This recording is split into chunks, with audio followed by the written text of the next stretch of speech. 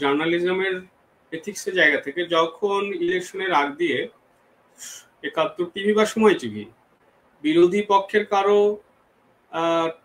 হাড়ি পাতা clip prime টাইমে যখন প্রচার করছে, তখন আমরা বলছি যে এটা আনইথিক্যাল, এটা হলো সিঙ্গেল সোর্স।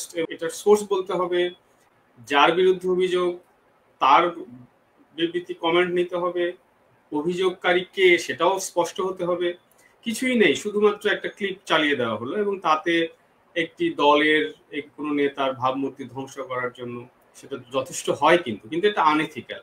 এখন অনলাইন পরিসরে এইভাবে এখানে যেটা প্রকাশ পেয়েছে, সেটা প্রথম ক্লিপটি দুজনের পরের আলাপে বোঝা যাচ্ছে যে তারা মানে অভিযোগকারী বলছেন যে এটা কিভাবে হলো আমি জানি না, কিন্তু পরের কয়েকটি ক্লিপ আবার তিনি নিজেই দিয়েছেন, এটা তিনি নিজেই বোঝাই যাচ্ছে সেটা। তাহলে ধরে নিই পুরো প্রক্রিয়ায় তিনি চেয়েছেন যে এটা প্রকাশ হোক। তাহলে এই যে প্রকাশ হওয়া অনলাইন পরিসরে আরেকজনকে দিয়ে দেওয়া, আরেকজন আবার এটা অনলাইনে ছেড়ে দিচ্ছে এবং একটা সেন্সেশন তৈরি হচ্ছে, এই জায়গাটায় আপনি কিভাবে দেখেন এটাকে? একটা সিঙ্গেল সেই জার্নালিস্টিক এথিক্সের জায়গায় কিন্তু একই রকম ঘটনা কিনা এটা, নাকি এটা ভিন্ন কিছু?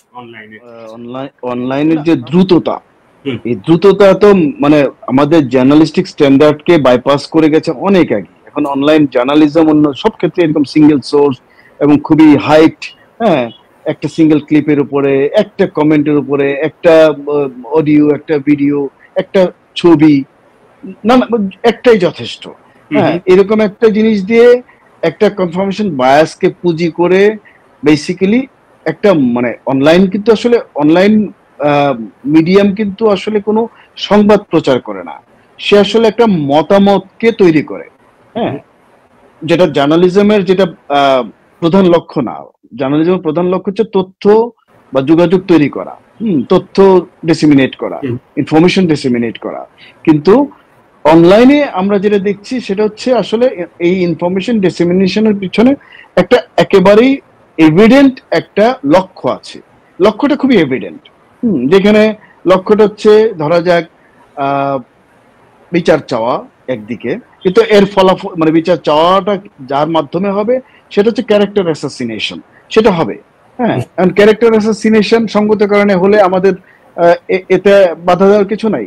কিন্তু কথা হচ্ছে যখন যদি জার্নালিস্ট এই বিষয়ে কোনো সংবাদ প্রচার করেন, তার জন্য তো আসলে অনলাইনের নতুন কোনো এথিক্স নাই। তাকে জার্নালিজমের যেটা ট্র্যাডিশনাল স্ট্যান্ডার্ড সেটাই মেনটেন করতে হবে। তাকে ঠিকই আসলে তাকে মাল্টি সোর্স করতে হবে, ক্রস ভ্যালিডেট করতে হবে। আপনি যেটা বলেছেন যে দুপক্ষের মতামত নিতে হবে, আরো দুটো সোর্স যাচাই করতে হবে, কারণ এটা অত্যন্ত সেন্সিটিভ একটা ঘটনা, এটা খুবই সুদূর প্রসারী। এটা যে কোনো সাংবাদিকের এটা না বুঝতে পারার কোনো কারণ নেই যে এই ঘটনাটি শুধু কোনো ব্যক্তির ঘটনা নয়, এটি একটি দলের ঘটনা হয়ে যাবে এবং এটি ভবিষ্যতে আমাদের ভবিষ্যৎ রাজনীতিতেও এই ঘটনার একটা বড় প্রভাব চলে আসতে পারে।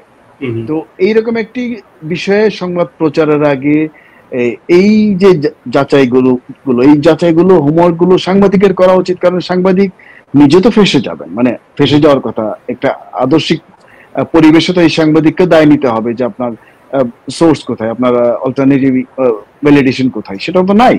তো এখন সেটা তিনি করেননি, কারণ ওই যে ব্রেকিং নিউজ দিতে হবে বা আগে ফাঁস করতে হবে, ভাইরাল হতে হবে। এই ভাইরালিটি এবং ব্রেকিং নিউজ দেওয়ার যে প্রবণতা, সেই প্রবণতা থেকেই আসলে এই জিনিসটি ঘটে যায়।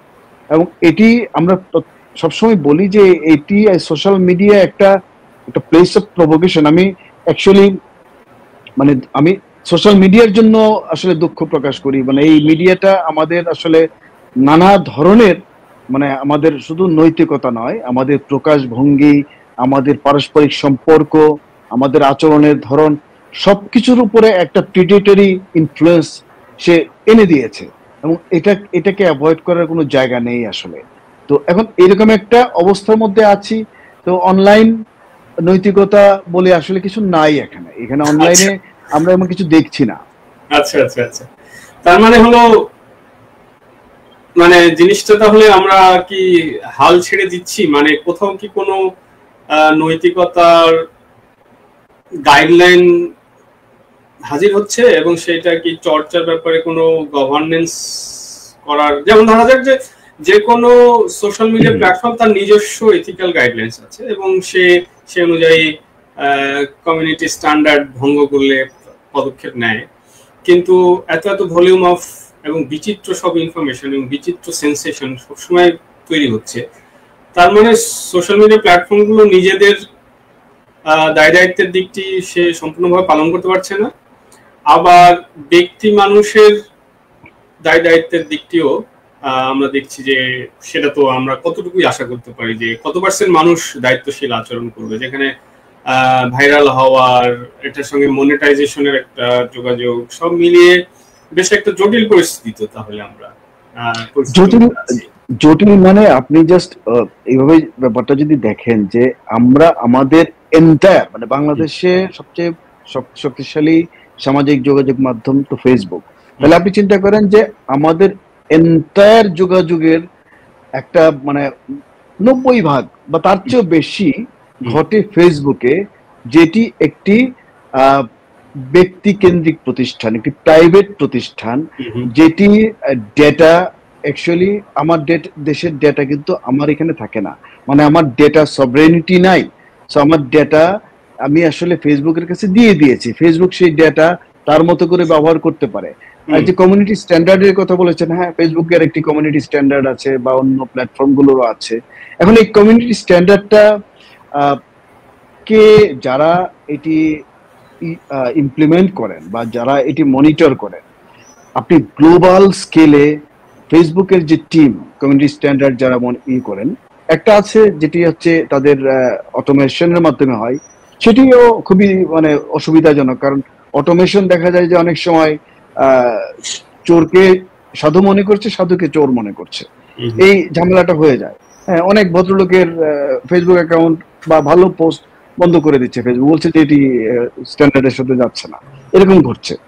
আবার আরেকটা বিষয় হচ্ছে যে ধরেন কমিউনিটি স্ট্যান্ডার্ড বা এই যে ফেসবুকের যে যেটি তারা বলে স্ট্রাইক, সেটি আসলে যে সময় নিয়ে ঘটে, কারণ তারা তো রিভিউ করবে, তো রিভিউ করার পরে তারা হয়তো এটার উপরে তারা কোনো একটা অ্যাকশন নেয়। এই সময়টা কিন্তু ওই পার্টিকুলার ঘটনাটি বিস্তৃতভাবে ছড়িয়ে যাওয়ার জন্য যথেষ্ট। অর্থাৎ আপনার আসলে আপনি যে লাইফ টাইমটা ওই মিস ইনফরমেশনটা বা ওই স্ক্যান্ডালটা পায়, ওটিই যথেষ্ট। ফেসবুক যখন অ্যাকশন নিচ্ছে ততক্ষণ ইটস টু লেট। তো ফলে একটা গ্লোবাল স্কেলে এরকম একটি প্রতিষ্ঠান আসলে তার অপারেশনস এভাবে চালাতে সক্ষম না। হ্যাঁ, এবং এই জন্য আসলে লিঙ্গুইস্টিক ব্যারিয়ার আছে। তারা যে ম্যান পাওয়ার তারা এমপ্লয় করছে প্রতিটি দেশে, প্রতিটি সংস্কৃতিতে, সেটি যথেষ্ট না। এবং আপনি যেটি যথার্থভাবেই বলেছেন যে মনিটাইজ করার, তাদের তো বেসিক ইয়েটা হচ্ছে মনিটাইজ করা। তারা তো এখানে কোনো সামাজিক সেবা দিতে আসেনি, তারা মনিটাইজ করবে, তারা এখানে ব্যবসা করতে এসছে। ফলে তাদের এই দিকটা দেখতে হয়। আবার আরেকটা বড় একটু বলি যে ঘটনা নিয়ে আমরা আলাপ করছি, এটা ব্রেক করেন, কোট আন কোট ব্রেক করেন জাওয়াদ নির্ঝর নামে একজন, সম্ভবত তিনি ইউকে বেসড, এবং তিনি কোনো প্রফেশনাল জার্নালিস্টও মনে হয় না, মানে অনলাইনে এক ধরনের জার্নালিজম তিনি করেন বলে আমার হালকা ধারণা।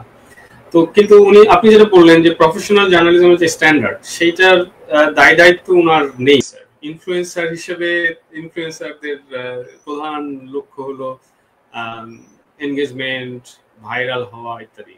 ফলে এরকম একটা সেন্সেশন কন্টেন্ট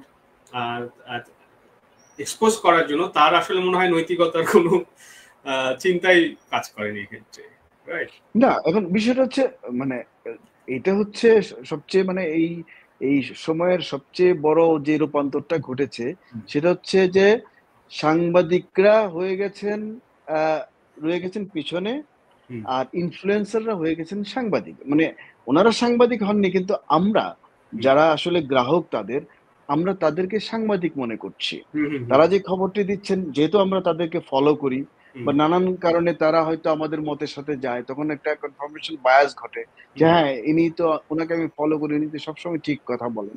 তো দেখা যাচ্ছে যে এই জায়গা থেকে তিনি আসলে সাংবাদিক হিসেবে পারসিভড হচ্ছেন। হ্যাঁ, এখানে তার দায় থাকতে পারে, নাও থাকতে পারে। হ্যাঁ, কিন্তু বেসিক্যালি এন্টায়ার জিনিসটা হচ্ছে একটা বড় রকমের ল্যাক অফ এডুকেশন আছে, এবং সেই দায়টা যেমন ফেসবুকের আছে, তেমনি রাষ্ট্রের আছে, ব্যক্তি হিসাবে আমাদের আছে, সবারই আছে। ফলে এই যে নর্মালি যে কোনটা সংবাদ নয়, ফেসবুক যে একটা সংবাদপত্র নয়, এটি আপনি মানুষকে বিশ্বাস করাতে পারবেন না। হ্যাঁ, এবং এআই ভিডিও, সেদিন আমার এক বন্ধু বলছিলেন যে তার শ্বশুর, যিনি একজন বড় ডক্টর, তিনি একটি ভিডিও দেখছেন যে যেখানে ইলন মাস্ককে পেটানো হচ্ছে, তিনি দেখে আফসোস করছেন এবং বলছেন দেখো এটা এভাবে তাকে পেটানো কি ঠিক হচ্ছে। তো তখন ওই বন্ধুটি তার শ্বশুরকে বললেন যে বাবা এটি নিশ্চিতভাবে ফেক ভিডিও।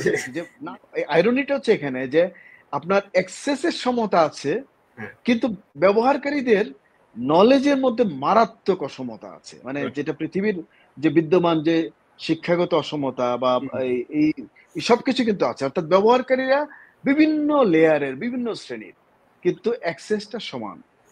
এটা হচ্ছে বেসিক সমস্যা।